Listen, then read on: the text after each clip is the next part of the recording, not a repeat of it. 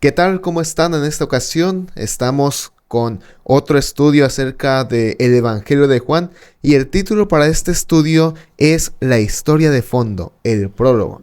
La ocasión pasada estuvimos analizando algunos aspectos introductorios, sin embargo el autor comienza otra vez a introducir el libro. Y esta ocasión estamos con el contador Fernando. Contador Fernando, ¿cómo está?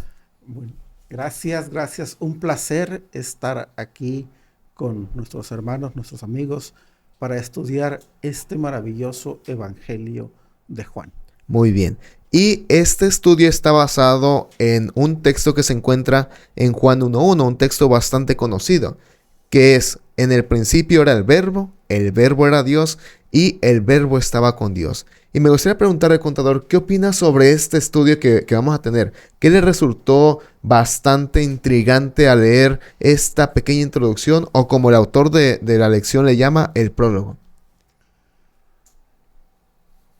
Juan, a diferencia de otros evangelistas, no se preocupa por la genealogía de Jesús. No se preocupa por demostrar si Jesús es el Mesías que había de venir, es el enviado. Él empieza diciendo el logos, el verbo, Jesús es desde el principio. Es decir, Juan va más atrás. Juan está diciendo Jesús es Dios, Jesús es eterno y Jesús es desde antes de que las cosas fueran. Ok, es algo bastante interesante. Sin embargo, pues encontramos en Juan 1, capítulo 1, versículo 5, bastantes cosas muy interesantes. Por ejemplo, algo que yo encontré ahí es que Jesús dice en el versículo 2, este era en principio con Dios y todas las cosas por él fueron hechas y sin él nada de lo que ha sido hecho fue hecho. Realmente esto nos lleva a reflexionar en algo bastante importante porque aquí se presenta algo que muchos han negado lamentablemente, es acerca de la divinidad de Jesús.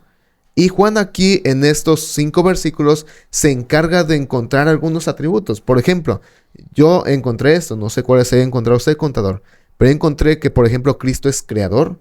Cristo existe desde antes de que incluso Juan después, Juan el Bautista dice, Él es antes que yo. Y me resulta extraño porque si vemos Lucas, Juan el Bautista es 6 meses más grande que Jesús, Nace antes. nace antes. Entonces, aquí nos lleva a ver que Cristo, el Logos, el que, como le llama Juan, es antes de la creación. Estaba con Dios. Es que Juan lo que quiere enfatizar es la eternidad de Cristo. Para nosotros los mortales que estamos limitados al tiempo, Jacob le dijo al faraón, pocos y malos han sido mis años. El salmista escribe, 70 años han de ser la vida del hombre y 80 en los más fuertes. Juan está diciendo, Jesús es antes de la creación. Para nosotros bueno, tenemos la esperanza de la vida eterna. No nos gusta sufrir. Hemos conocido, vivimos en un mundo de pecado, conocemos la muerte. Hemos visto amigos, familiares, padres, madres que han ido a descansar. Y para nosotros eso es algo que desafortunadamente vivimos. Y la esperanza de una vida sin final, sin muerte, es extraordinaria. Pero yo no sé ustedes, para la mente humana es difícil entender el otro extremo de la eternidad. Ok, No cierto. el extremo de no me voy a morir o voy a vivir eternamente, sino el extremo de nunca tuvo un principio, nunca tuvo un principio. Alguna vez uno de mis hermanos era pequeño, 3, 4 años. Estábamos en casa en el culto. Y él le dijo a mi papá, yo sé que Jesús creó todo lo que hay. Los animales, los árboles, las frutas, el cielo, la tierra, etc. Y sé que Jesús está en el cielo y vive para siempre. Pero en la mente infantil de mi hermano, la pregunta que le hizo a mi papá es, ¿y quién hizo a Jesús? Una pregunta muy interesante. Es una pregunta filosófica en la mente de un niño. Juan está diciendo aquí, Jesús tiene la sustancia de la vida. Jesús es la vida en sí mismo y Él es desde el principio. Tiene que usar la palabra principio porque nuestro lenguaje mortal finito... Es lo único que puede llegar a entender. Todo tiene principio. Es complejo entender algo que no haya comenzado alguna vez. Bueno, ese es Jesús. Él tenía la vida estaba en sí mismo, y él afirma, por él fueron hechas todas las cosas, y sin él nada de lo que fue hecho sería hecho. Ahora, esto es algo muy interesante porque, volviendo a la pregunta de su hermano, ¿quién hizo a Jesús? A lo largo de la historia ha habido personas que han intentado poner un desarrollo o un significado o alguna explicación a estos textos. Y solo por comentario, uno de ellos fue Arrio. El arrianismo lleva al punto de decir, es que Dios, pues es un Dios que nadie lo creó, pero Jesús es ese artífice que lo crea el Padre y crea a Jesús, igualmente a Él, pero lo crea y es un ser creado que después le ayuda a crear a Dios. Sin embargo, esto lo encontramos con la antítesis de lo que es la Biblia. Y me gustaría preguntarle qué opina usted acerca del platonismo, porque aquí se menciona un poco la parte de Platón. Platón aborda la idea, o lo poco que he leído, aborda la idea que hay un ser inexplicable y que ese ser crea a otro ser para que él venga y se comunique con los seres humanos. Realmente el autor de la lección presenta algo bastante interesante y me gusta mucho cómo acá Juan 1 al 3 dice lo siguiente: todas las cosas por él fueron hechas, y sin él nada de lo que ha sido hecho fue hecho. En él estaba la vida, y la vida era la luz de los hombres. Realmente aquí Juan trata de poner de manifiesto algo muy diferente a lo que decía Platón. Y Juan dice, ese verbo que ustedes ven es la vida, y él es el que da la vida, mas no le dieron vida a él. Juan dice, Jesús es la vida. Juan está haciendo la diferencia. Esa teoría de Platón, de Arrio, que ya estaba muy fuerte cuando Juan escribe el Evangelio, llega hoy hasta nuestros días. Hay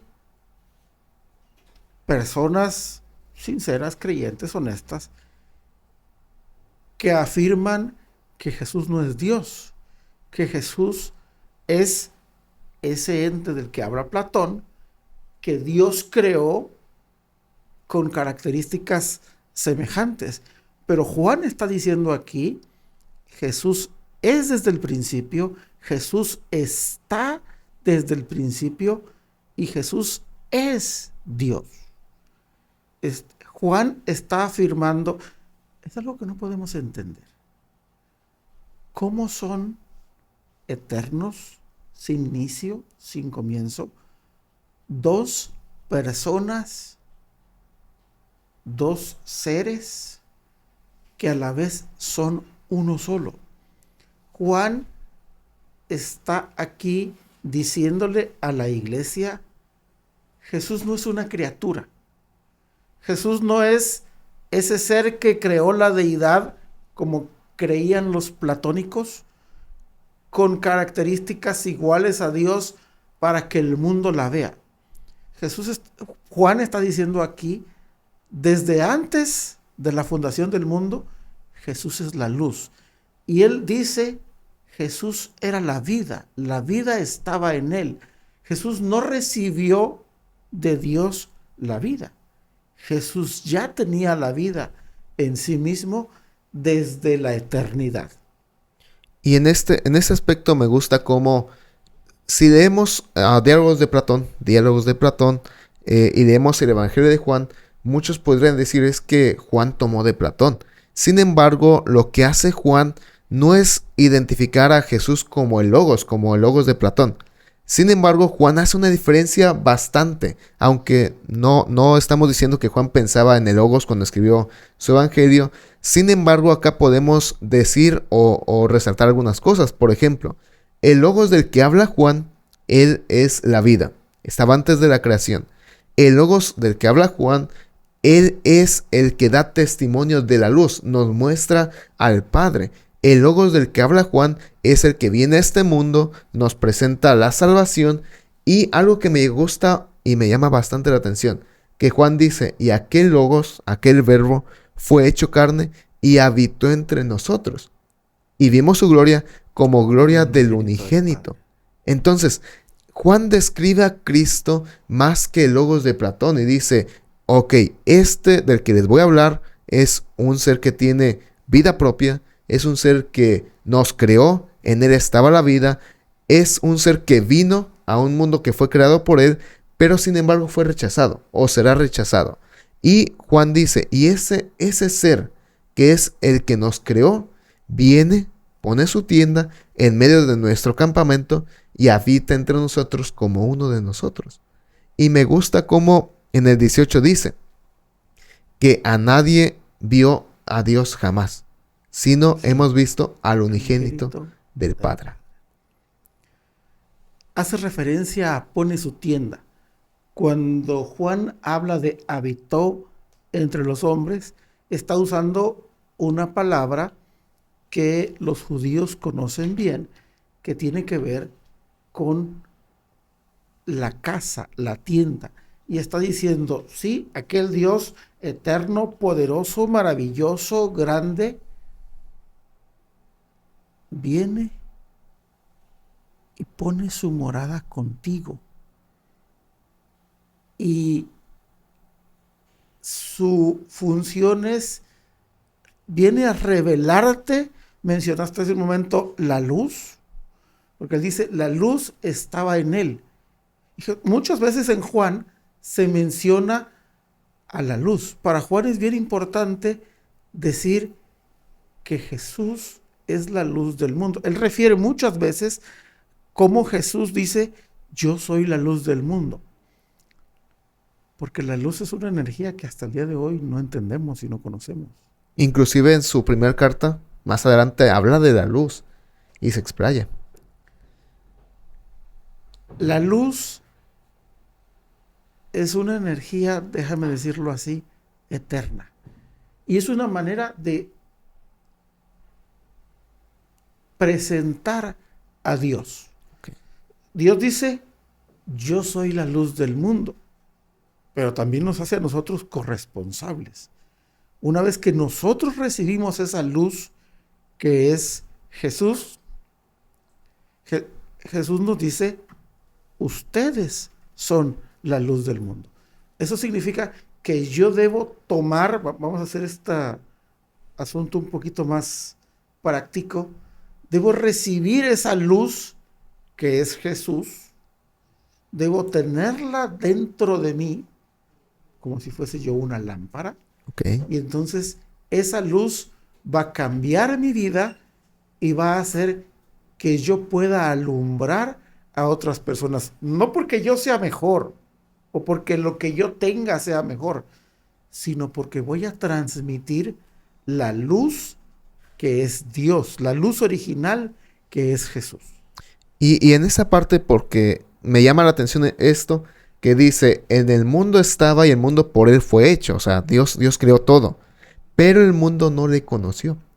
Y dice el 11, a los suyos vino y no lo recibieron. Y aquí, después del 11 hasta el 13, comienza a describir algo de cómo se puede obtener el linaje de Dios. Porque hay una diferencia entre los que son nacidos de sangre y los que son nacidos del Hijo de Dios. Y aquí dice Juan, ok, esperémonos. Nosotros no obtenemos el linaje de Dios por nacimiento de sangre. No es que mi hijo ya tiene todos los privilegios del cielo, sino que se obtiene a través de creer en Cristo. Y eso es algo muy interesante porque hace una gran diferencia entre los judíos y los gentiles. Desde aquí Juan pone ya de plataforma o comienza a desarrollar su punto de vista de que dice, los que son nacidos de sangre está bien, pero no se obtiene el linaje de Dios a través del nacimiento de sangre, sino a través de creer en Cristo. Tú puedes nacer y recibir una ciudadanía.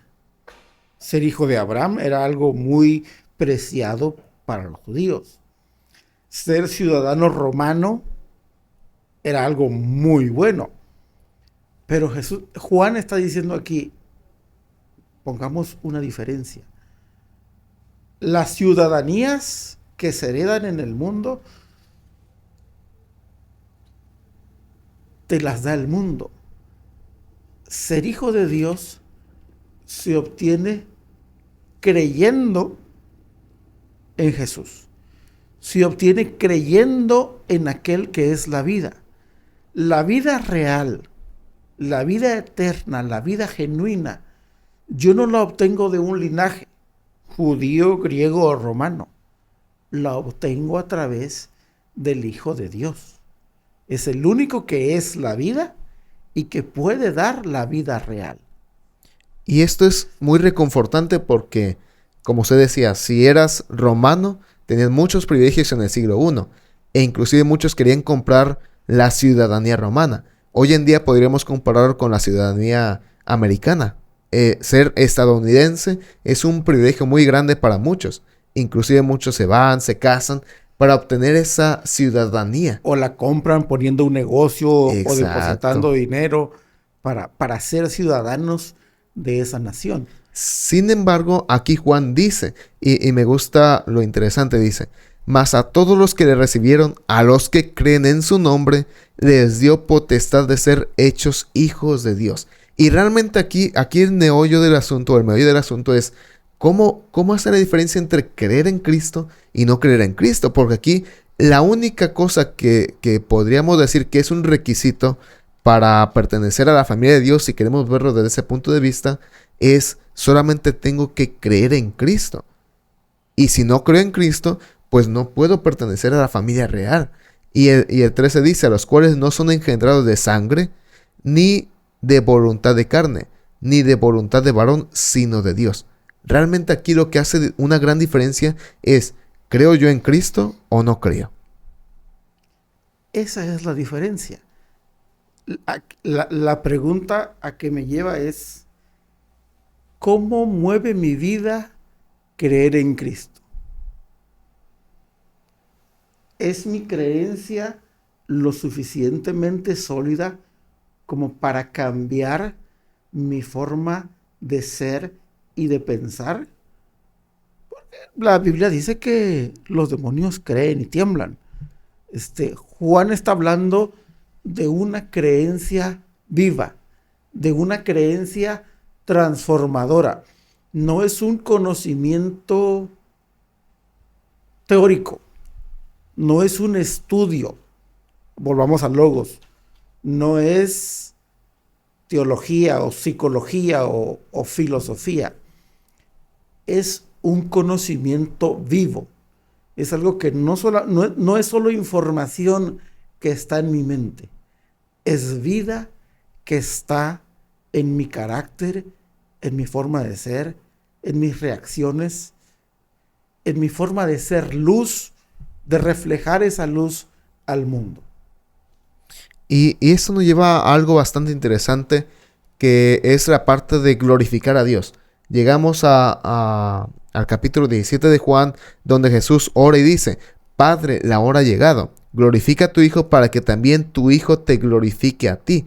Y realmente esto nos lleva a pensar en la parte de el estar haciendo las cosas de Dios, el yo estar concentrado, el yo creer en Cristo, porque todo comienza con un creer. Yo creo en Cristo, por eso leo la Biblia. Yo creo en Cristo, por eso oro a Dios. Yo creo en Cristo, por eso espero la segunda venida. Y después de eso viene la parte de la acción. Porque, como dice la física, toda acción es una reacción. Si yo creo que Cristo viene por segunda vez, mi vida debe estar acorde a esa creencia. Si yo creo que Cristo nos creó a todos, yo debo de respetar a todos, porque creo que si yo soy importante para Dios, todos son importantes para Dios. Y esto nos lleva a pensar en la parte de cómo hay una relación entre creer y glorificar. ¿Cómo es que podemos relacionar esa parte de conocer a Dios y en glorificarlo? ¿Qué opina usted sobre esto, contador? El que no ama no conoce a Dios, porque Dios es amor. Eso lo escribió Juan también. Ok. Yo voy a conocer a Dios. Dios me va a dar su vida. Yo voy a creer en Él. Y entonces Dios me va a ir transformando. Dios me va a ir cambiando de modo que yo pueda amar como amó Jesús.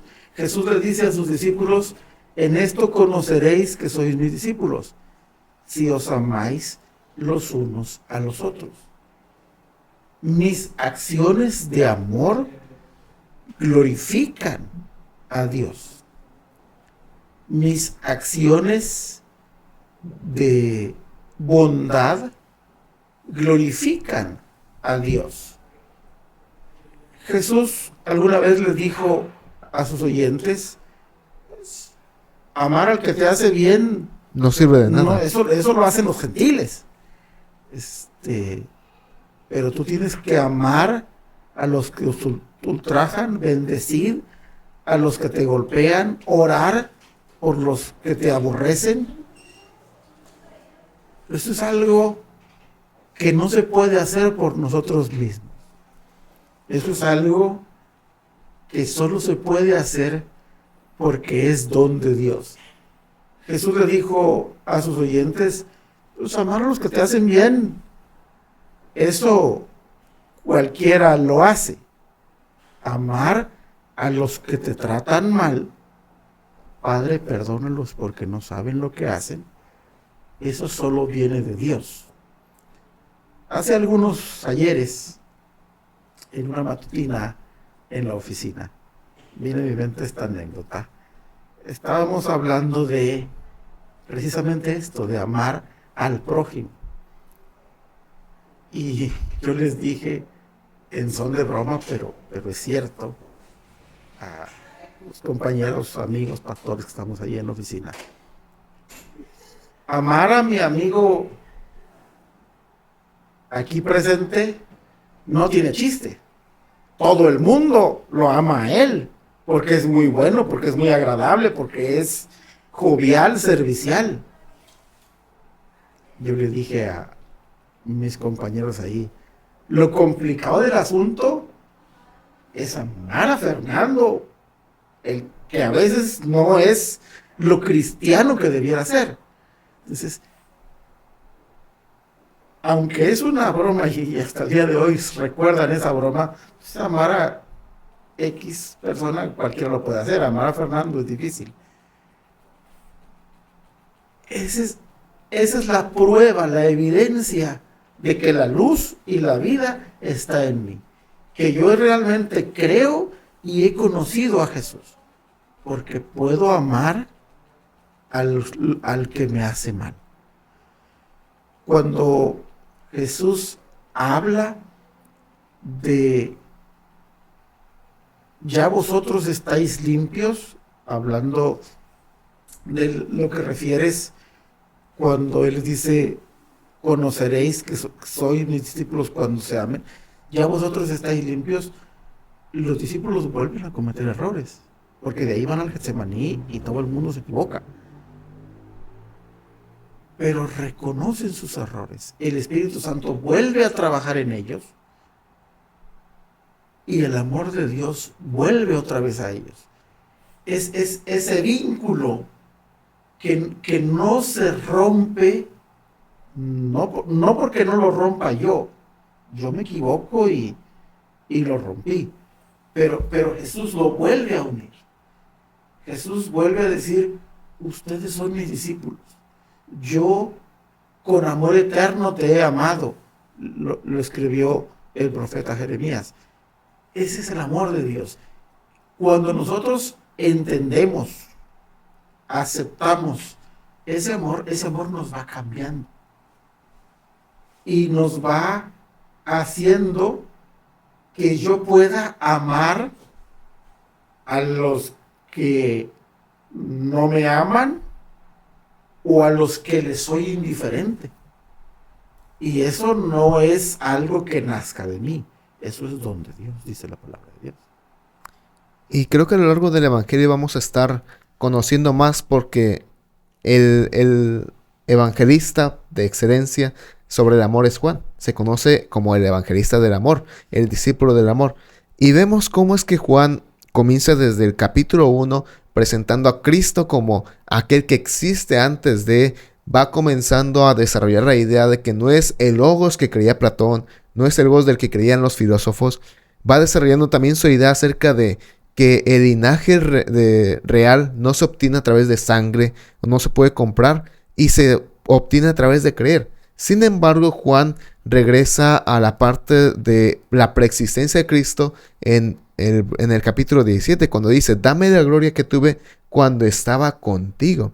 Entonces vemos este ir y venir de Juan, cómo es que va comenzando a dialogar desde un punto de vista bíblico, desde un punto de vista preexistente de la divinidad de Cristo, y vemos cómo va desarrollando su evangelio para que vayamos empezando a descubrir que Cristo es un ser cercano a nosotros, un ser que no se entiende, pero más que eso es un ser que va a morir capítulos adelante, donde va a entregar su vida y va a glorificar al Padre a través de su muerte.